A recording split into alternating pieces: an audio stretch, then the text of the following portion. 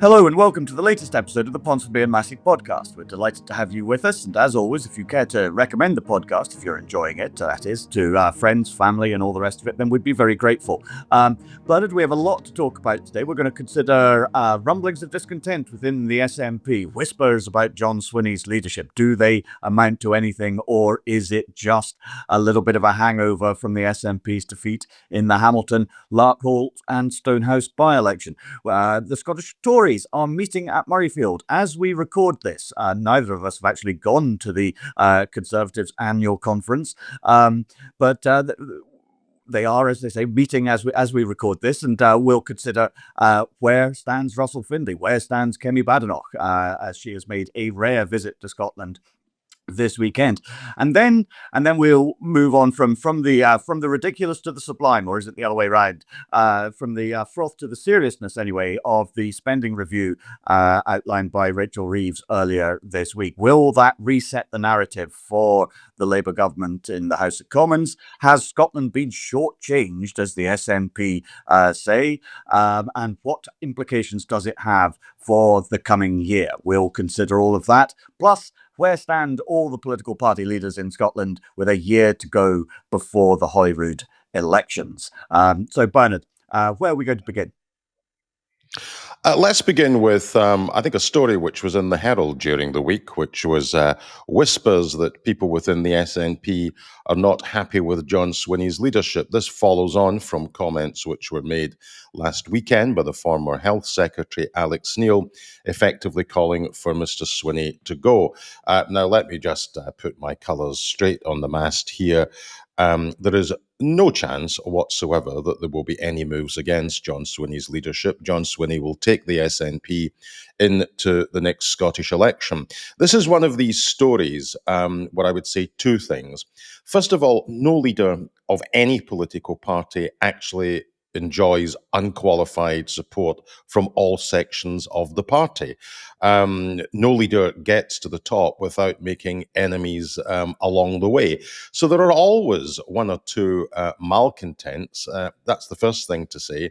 The second thing to say is that the fallout from the by-election, I think, takes the normal course, and that is that parties that do well in the by-election tend to read a little too much into it, and parties who don't do well tend to get into an apocalyptic frame of mind. Now, the result was a bad result for the SNP because their share of the vote was down 17 percentage points. And although the fallout has been negative reporting on the nationalist side and extremely positive reporting on the Labour side, and we can talk about Anas Sarwar's leadership shortly as well, it has to be borne in mind that Labour's vote share was down too from an already poor base at the last Scottish election. I mean, the way to read this was the way we called it, I think, on the podcast in the early hours of last Friday morning. It's game on for the Scottish election. It's nothing more than that. It's a psychological boost for Labour, but it's nothing more than that. And given that the polls were suggesting that the SNP's broad position is 13% down from where they were at the last election, they didn't fall 13%, they fell 17%, and you tend to get bigger swings against the governing party in by-elections. That's all it means. Don't read far too much into this. So I think that where we are with Mr. Swinney is that this will be one or two malcontents. This will be people that will be regarded internally within the SNP as the usual suspects. His job now, between now and the next election, is to continue to govern without making any great mistakes and to work on the offer for 2026. Although I think a combination of the spending review, which we will touch on later on in the podcast, and some Labour U-turns, which will take the heat out of a lot of the attacks on Labour, perhaps make the terrain a little bit more difficult for him.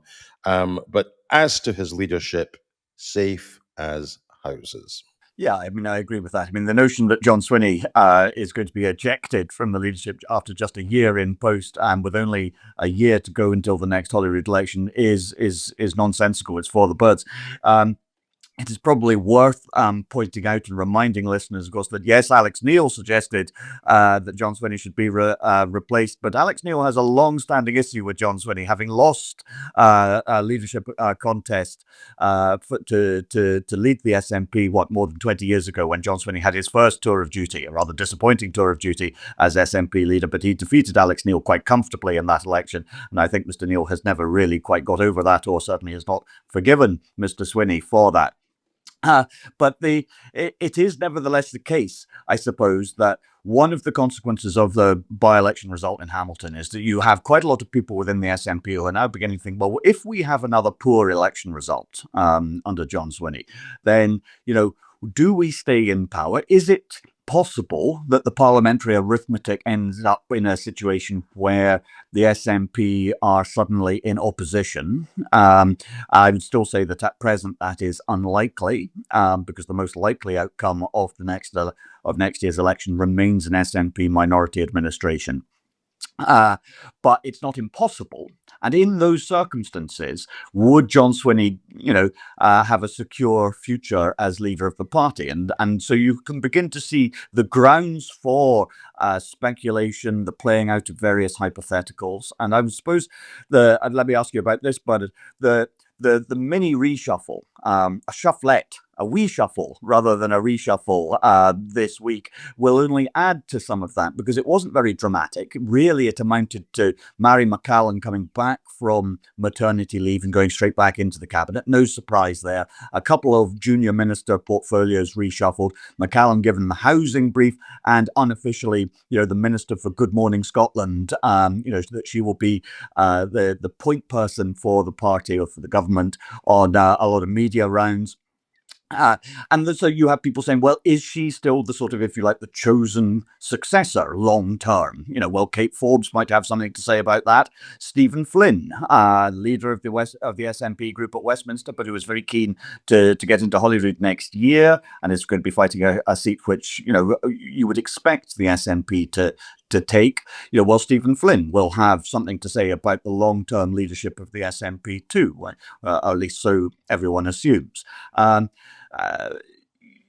Is this just feverish speculation, or is it the sort of thing that you can see the beginnings of something there? What's your reaction to a reshuffle that could have gone much further? He could have got rid of, say, Shona Robertson from finance because she's stepping down anyway. You could have had a consolidation, perhaps, of finance and the economy portfolio under Kate Forbes, presumably, which is something that I think that the business community would probably have welcomed. But John Swinney, it's a very cautious, minimal reshuffle. Barely rises to being a reshuffle. So what's your impact? What's your view on how all of this is going to play out? Well, it was a very John Swinney reshuffle, cautious. He's a cautious politician. And it's about sort of keeping the show on the road. Look, he's earned the right, in a sense, to take the SNP into the next election.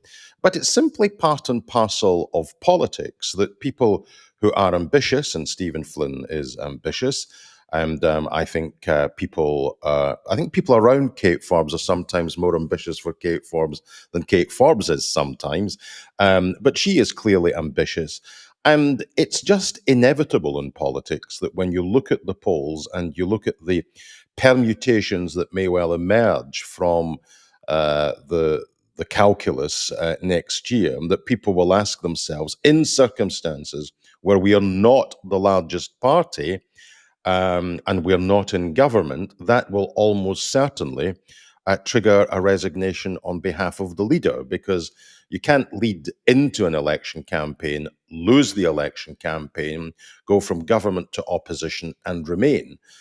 So if they're covering all of their bases in the future, they will look at all of the potential permutations and they will factor in what they would do in certain circumstances. But that's a world away of being on manoeuvres now. I would be very surprised that if the people who aspire to lead don't have their own little kitchen cabinet, who will look at all of these permutations and ask in what circumstances, they'll make a bid for the leadership. The obvious circumstances that they lose the election and John Swinney resigns. We're massively way out from that. I mean, I just think he's a cautious politician. He's been a cautious politician all of his days. He's not going to change now. And I suspect that the style of government we have is what will take us into the next election. The only question is, what kind of offer will he put before people next year? And critically, what will he say on independence? I noticed that Kenny McCaskill, again, was being deeply critical of him this week. But then again, you may well say, well, he would say that, Yeah. wouldn't he? Yeah, I mean, There not is a not there that is a we bit- really want to conflate Kenny McCaskill with Mandy Rice Davis, but, and John Swinney's probably, was it Lord Astor? yeah. John Swinney ain't no Lord Astor. So I just think it's all steady as she goes. I think he's done a reasonable job of steadying the ship. I mean, if I was marking his report card in the last year, I think he's a pretty solid 7 out of 10 for me. Yeah. Yes. Although, again, I mean, I take absolutely what you say that we shouldn't overinterpret or read too much into a single Holyrood by-election result, albeit in quite a significant type of constituency, because Hamilton is a classic Labour SNP battleground. Nevertheless, John Swinney was given a pass for last year's general election performance for the SNP because he'd only been in post for a month or so, 6 weeks or so before the general election. And the SNP share of the vote plummeted down to 30% or thereabouts in the general election. Well, in Hamilton, that's where the SNP vote is as well. And so from that point of view, you could argue that there has been no electoral recovery in terms of the SNP's performance in the first year of John Swinney's leadership. And that, I suspect, obviously reflects more than anything else, A, what he inherited, and B, the simple fact that in the end, time is the enemy that defeats all political parties. That once you've been in office for the thick end of 2 decades, it is very, very difficult to reinvent yourself, recalibrate and refresh the government. It's very difficult to do that when you're somebody like John Swinney, who has been in office and senior office for all but one of those years as well. So while people are quite happy to respect John Swinney and to say, yes, he offers a calmer kind of leadership, the government is doing less. It isn't going out of its way to annoy people by banning wood-burning stoves or things like that.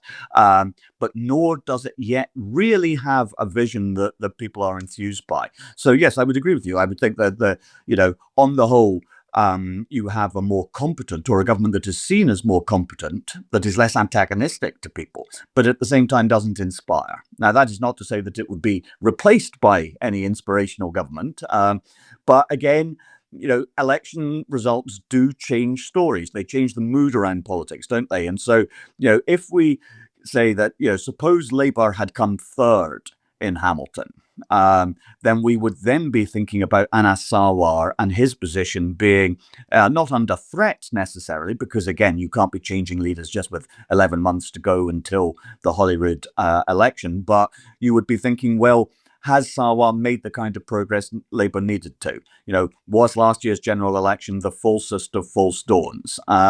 Instead, because Labour have won, albeit only by a few hundred votes, the mood around Labour is much more buoyant, optimistic, and so they can see a route to a much better election result next year than seemed probable just 3 months ago.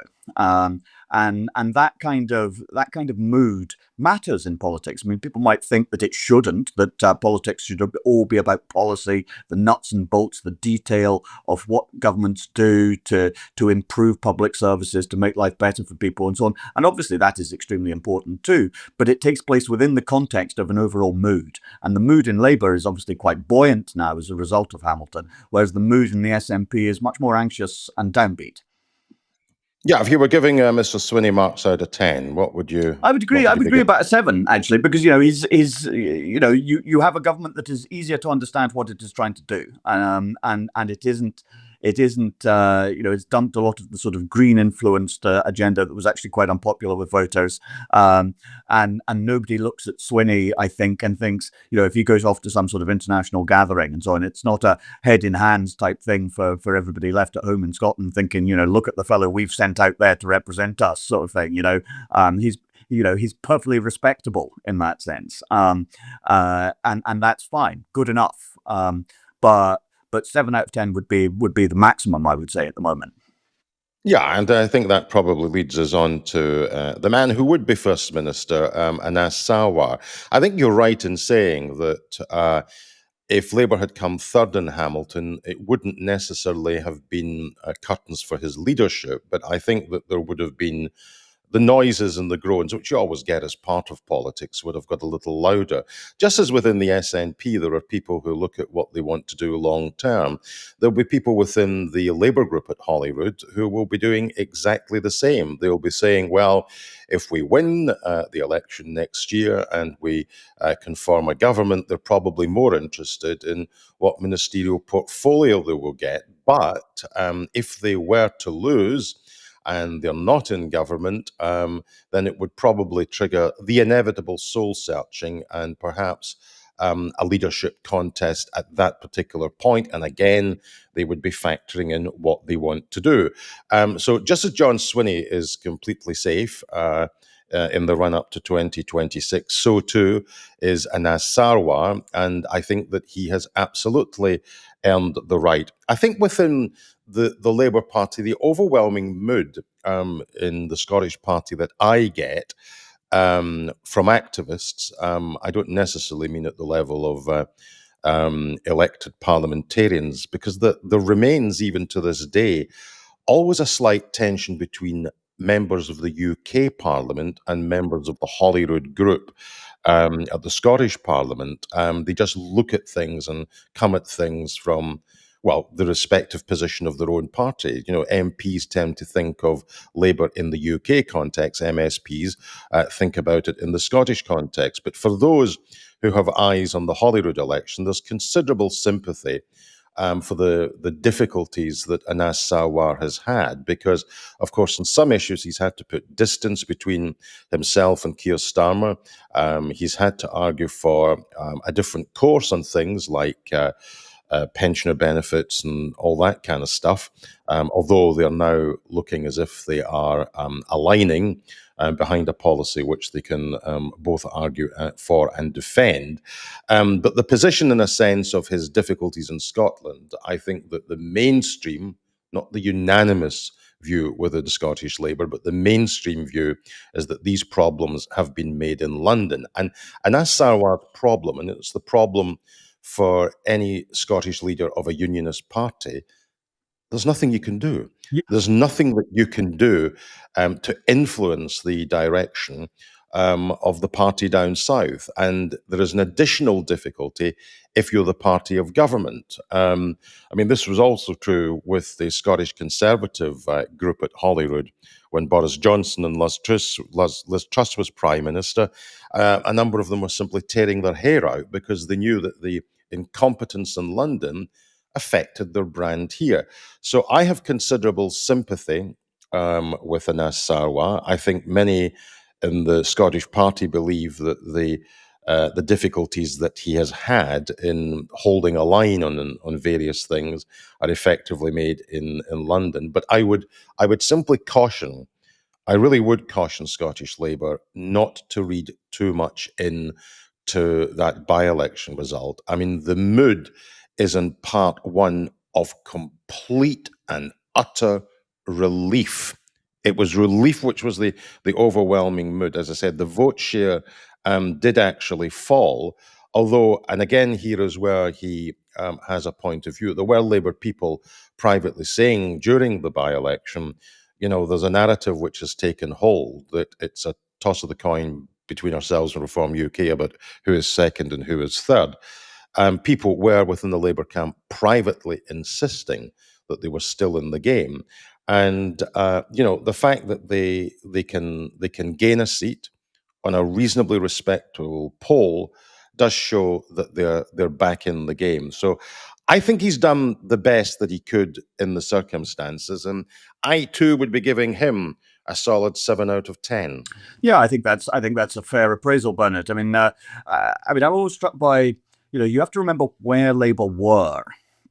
When Anna Sarwar succeeded Richard Leonard after Keir Starmer effectively sacked Richard Leonard, um, the people, at the top end of the Labour Party in Scotland were saying things like, our core vote is now in single figures.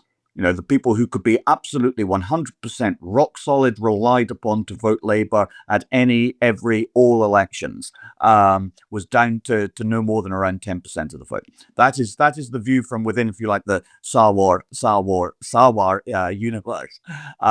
And so there has obviously been a substantial recovery since then. At the same time, there's an awareness that last year's general election result was not because people loved Keir Starmer or because they loved Anna Sarwar. It was because they were desperate to remove the Conservative Party from office after 14 years of government, and electing as many Labour MPs was clearly going to be the best way of ensuring that happened. Now, does that repeat itself next year in terms of removing the SNP from power? Well, that's going to be more difficult. But essentially, if Labour can make next year's election, a change election, if it can make it that, look, it is time for a change after 2 decades of SNP rule and so on. If not now, then when? If that is the question that dominates the campaign and motivates voters, then yes, Labour have a chance of pulling off quite a spectacular recovery in the Holyrood elections. And remember, they're coming from third place, not from second. And so the mere fact that this is possible, that we can talk about this in these terms, even if it doesn't actually happen, but the fact that we can think it's possible is a demonstration of how Labour have actually recovered under Anna Sarwar's leadership. And so I would agree. I would think 7 out of 10 is perfectly good. If Labour in third at the moment, then we should.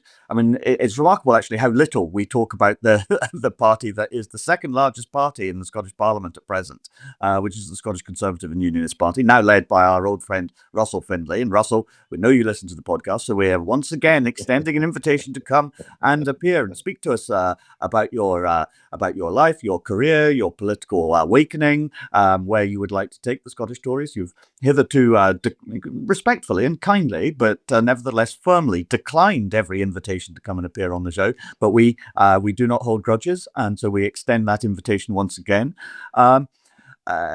Scottish Tories meeting in Edinburgh this weekend, Bernard, for their annual conference, a 2-day affair at Murrayfield.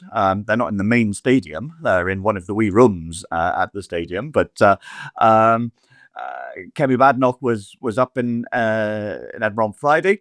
The headlines that came out of her visit were perhaps not the ones that you would ideally have chosen, in as much as the press seems to have largely ignored the content of her speech and instead focused on the fact that she said, well, if people are leaving the Tories to join Reform, or if, like Jamie Green, MSP, they are leaving the Tories to join the Lib Dems, well, good riddance to them.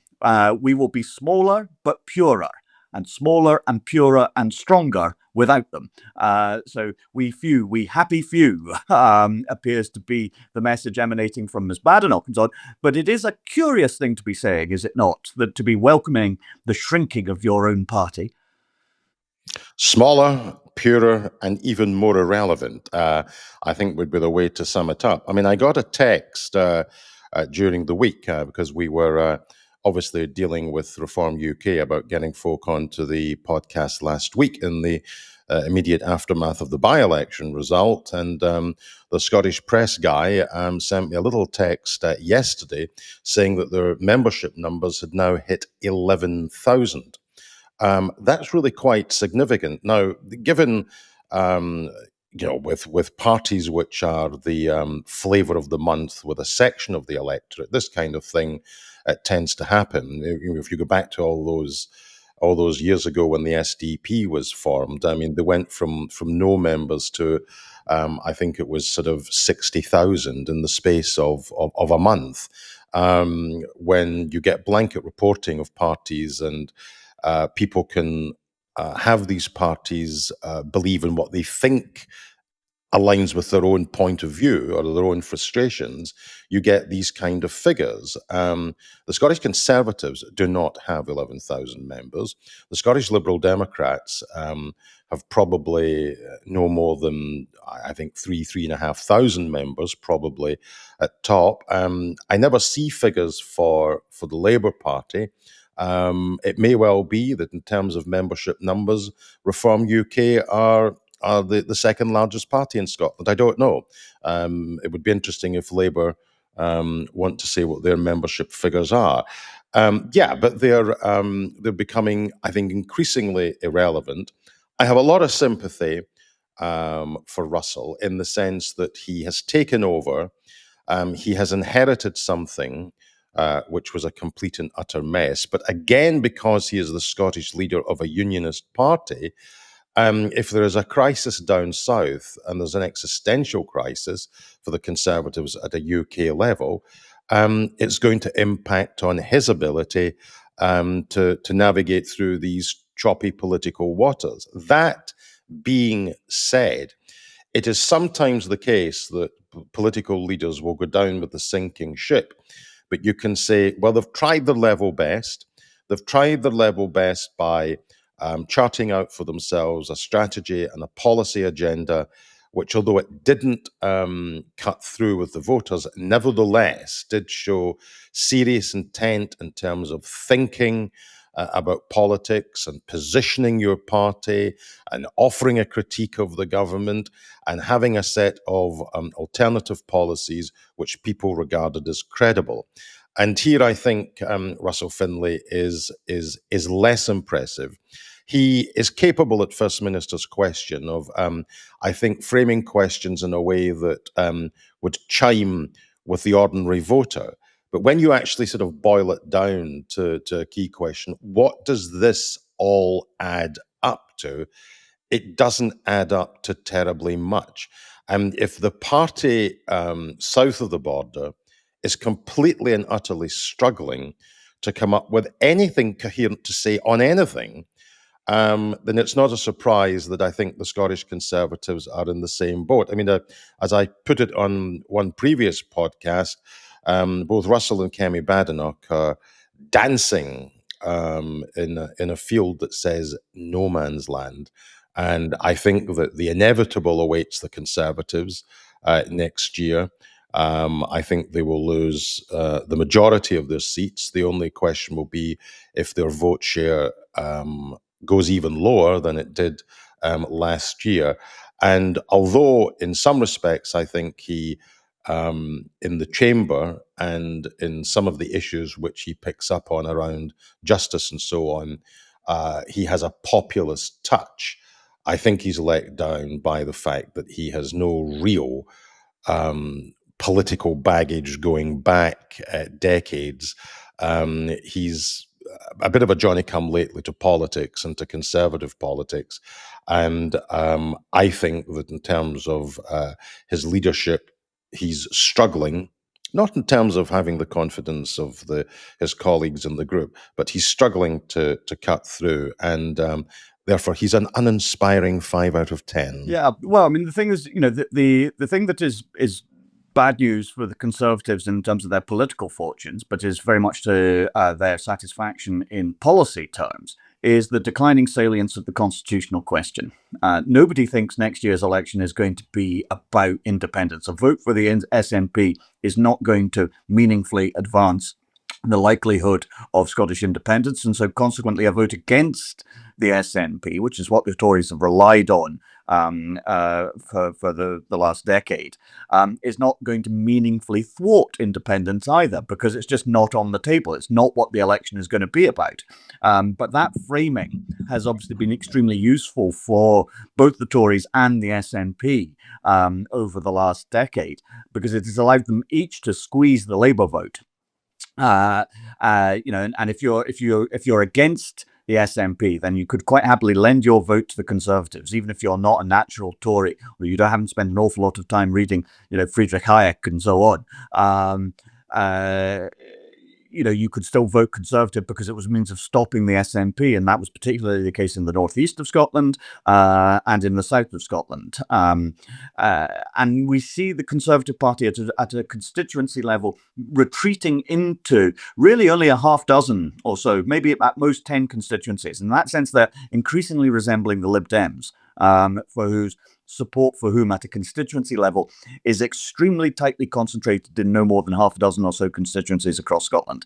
And the Tories are beginning to be a bit like that, which is really problematic for them in the longer term, because it means that they're losing, if you like, the local muscle in most of Scotland, which is the key to building in the future.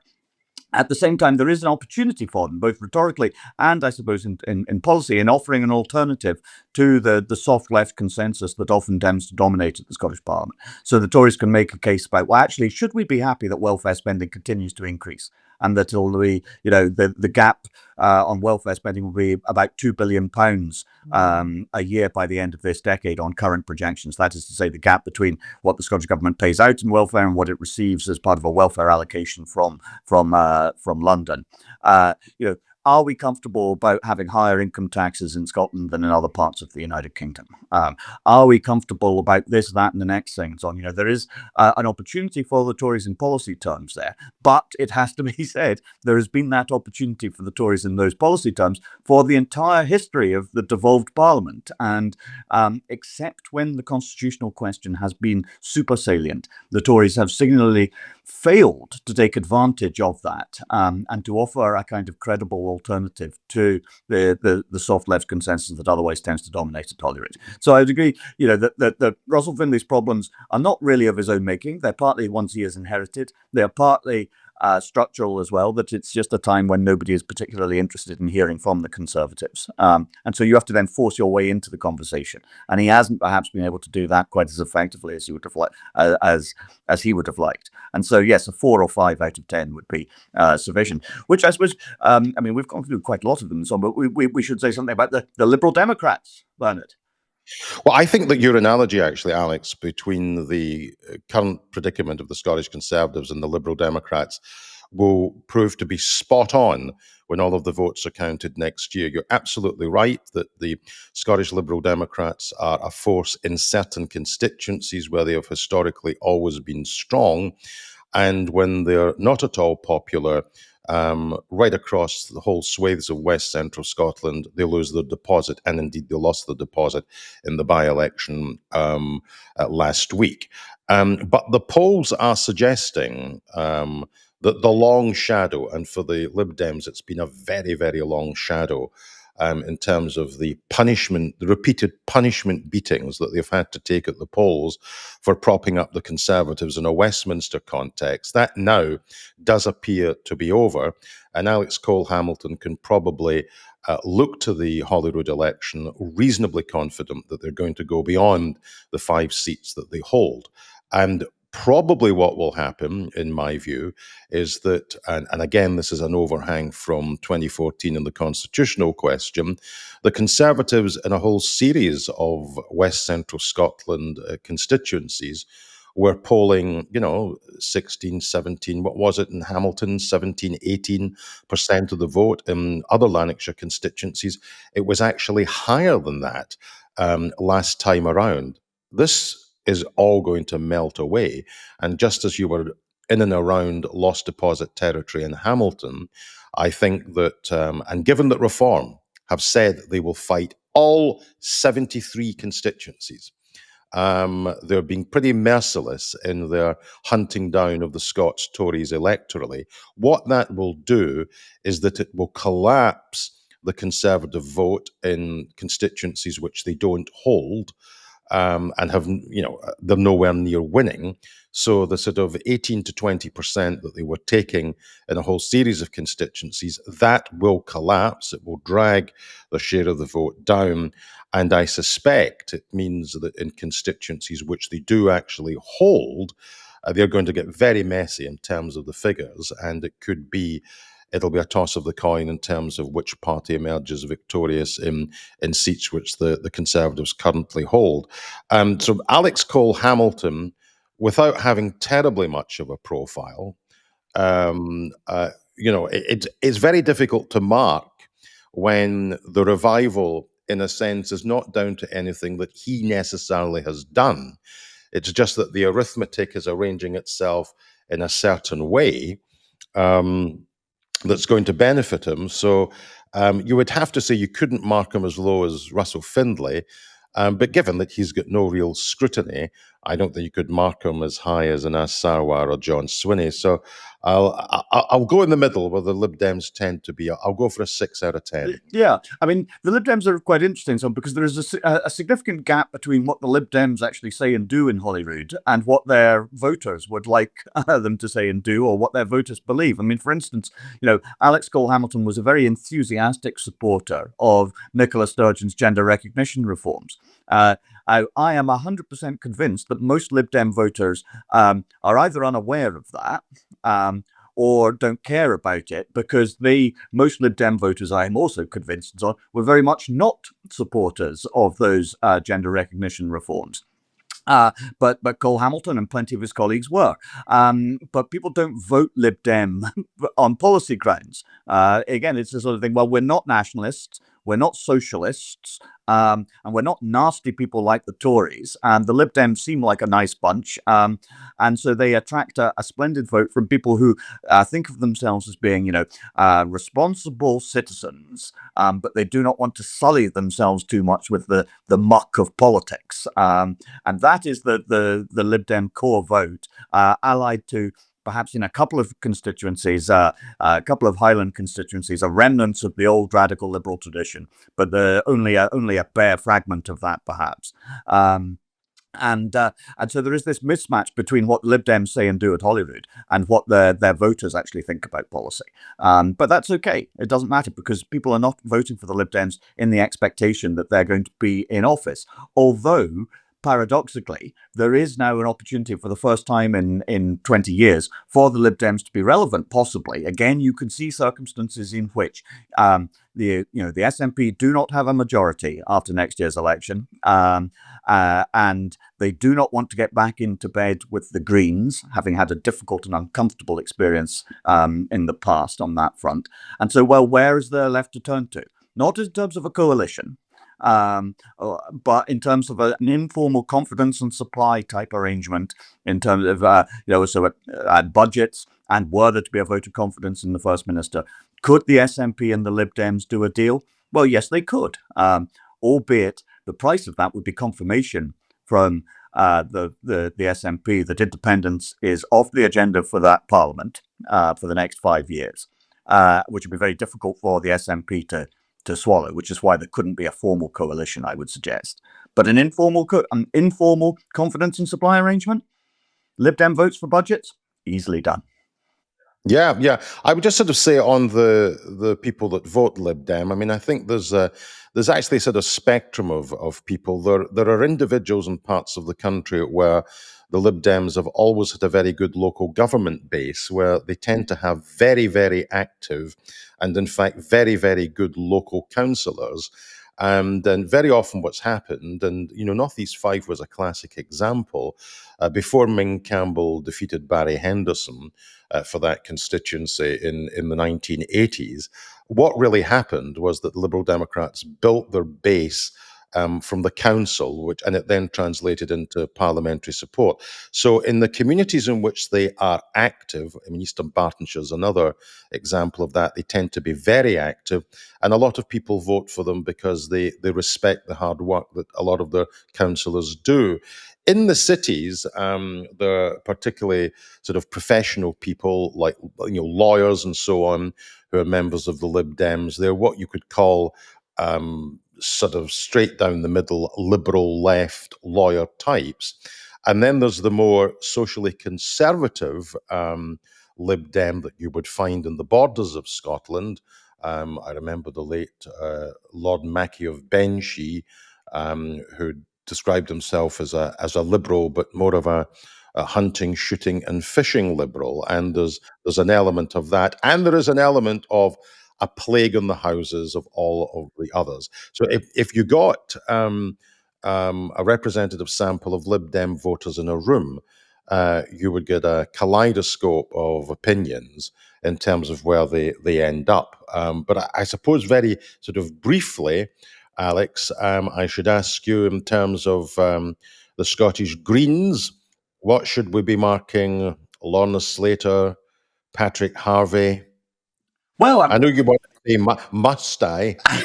yeah, well, I mean, look, I mean, again, here one can put aside what one's own personal views, perhaps on policy issues and all the rest of it, on a note that by their own standards, the Greens have been a very consequential party over the last 6 or 7 years. The Patrick Harvie and Lorna Slater took the Greens into government, and for a long time they had really a very significant influence on the Scottish government.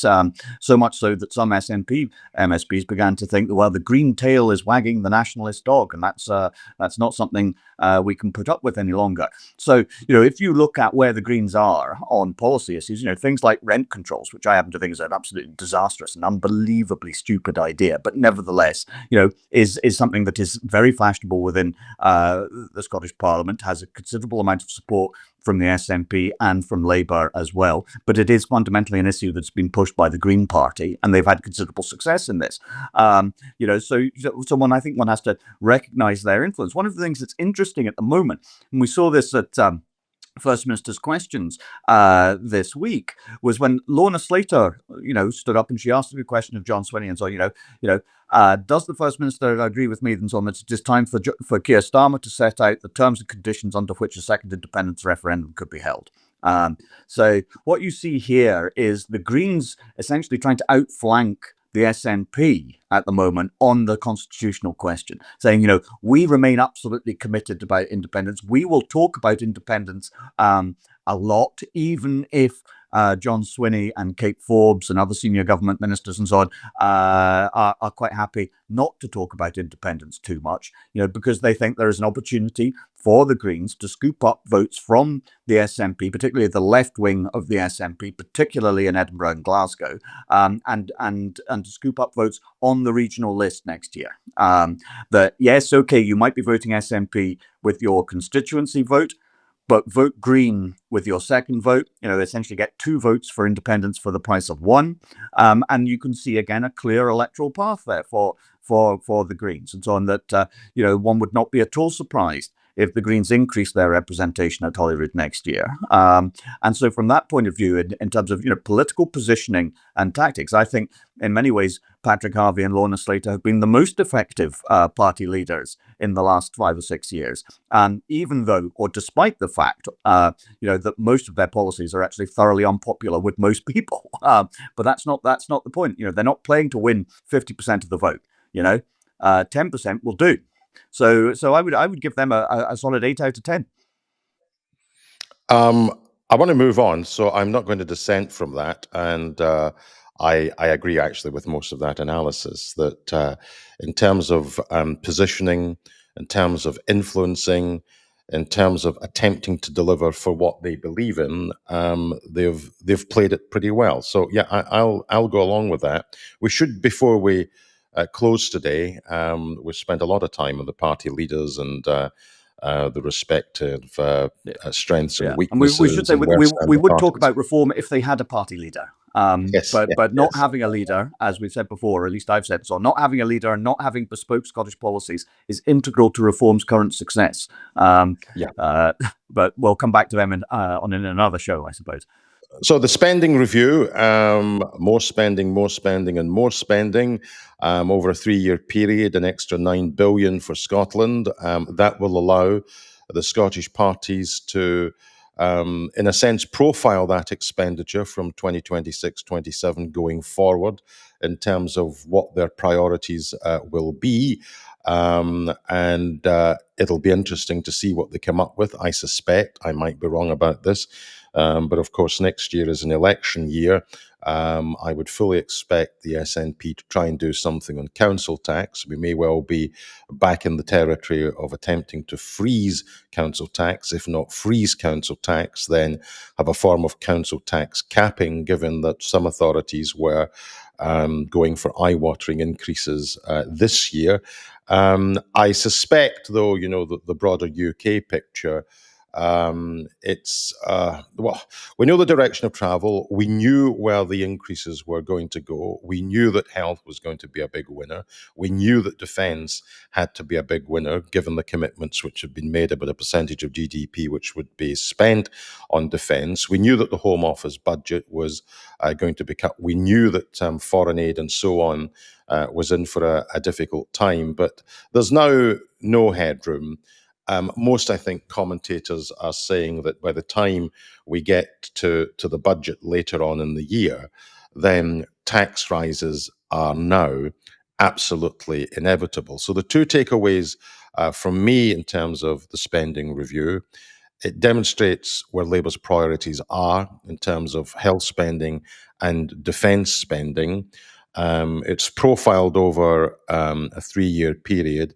Much of the claims, incidentally, and your own newspaper did a pretty good job of debunking all the different baselines that the Chancellor would use in order to make these figures seem more impressive than they are. But all governments, at the end of the day, do it. The Scottish Government do it every year in their budget as well. But we know the direction of travel in terms of spending. I do think tax rises are inevitable. We did see also this week economic growth down by 0.3%.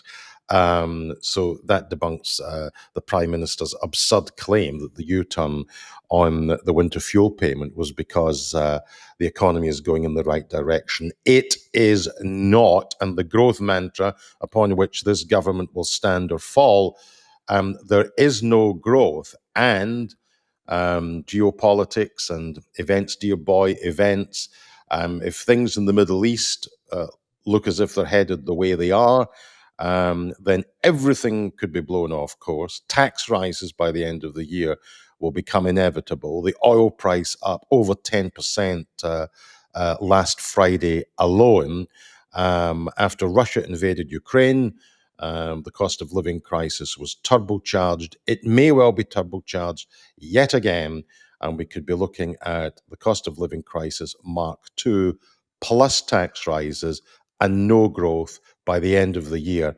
A nightmare scenario for the government. Well, that's an extremely cheery analysis there, Bernard. And I mean, it'd be wonderful to take issue with all of it and so on, but actually, it was very difficult to, because at the same time, I think the government is trying to find a new story for itself and so on. It's almost as though it's sort of wiping out, writing off its first difficult year in government, and saying, well, okay, now the real work starts. And so yes, massive increases for NHS spending, which will trickle down to the Scottish Government in terms of Barnett consequentials, though the Scottish Government doesn't have to spend that money on health, and given its expanding welfare commitments and so on, it will be quite difficult for it to spend all of those NHS consequentials on the NHS in Scotland. But increasingly, and so the government is a healthcare provider with interests in various other fields. Health spending takes an ever greater share of day-to-day spending, and that is true across the UK. And a lot obviously depends on fixing the NHS. Starmer and Wes Streeting are gambling an awful lot of the next general election on that, on people being more satisfied with the NHS, being able to see a GP when they want to, being able to get a hospital appointment when they need one, and so on. And to some extent, the government is going to stand or fall on that. It's also clear that the recommitment to infrastructure spending, there was more than £100 billion in infrastructure spending announced, is very, very significant, because the sort of public realm, the public fabric of Britain has been very badly corroded and damaged in the last 15 years or so. Ever since the 2008 financial crisis, really. And in some respects, we haven't actually fully recovered from that. And being seen to be getting spades in the ground and so on, as they always put it, and so on, is now very, very important. A commitment to nuclear energy is very important. Again, that won't apply in Scotland, obviously. But in terms of the Scottish stuff, committing to the supercomputer at Edinburgh University, £750 million for that, and so on, is a very, very significant thing. That will benefit the whole of the UK, but it's a big commitment.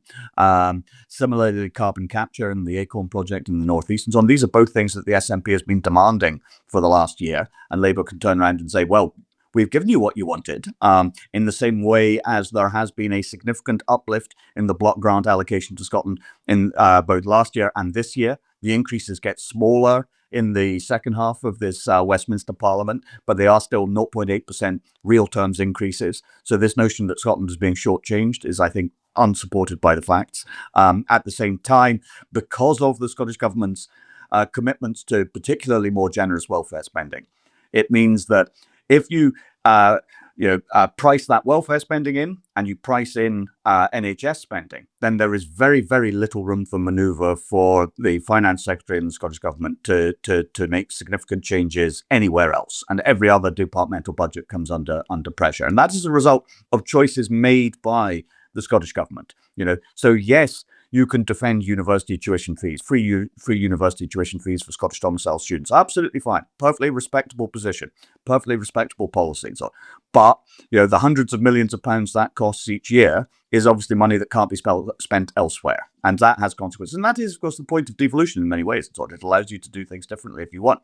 But you can't then complain, it seems to me, logically, about the consequences and the implications of your own choices curtailing your room for manoeuvre, your freedom in other areas. And so whoever actually becomes Finance Secretary after next year's election is going to have a very difficult couple of years in Scotland as matters currently stand. And as you correctly say, the impact of external events, external shocks, and so on has the potential to blow Rachel Reeves' plans to smithereens and make a mockery of all current projections. And that will then have consequences, obviously, for whoever happens to be arranging financial matters in the Scottish Government after next year's election.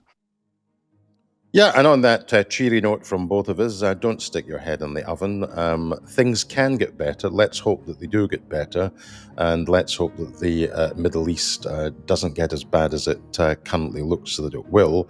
But it could have profound consequences for economic policy, perhaps even greater than the shock from the Trump tariffs in Europe. But we'll come back to all of this in another day. That's 51 and a half minutes into today's podcast, so a little bit longer than we normally have, but we'll be back soon with another podcast on what's happening in the world and politics. But for the moment, from me, it is goodbye. And it's goodbye from me as well.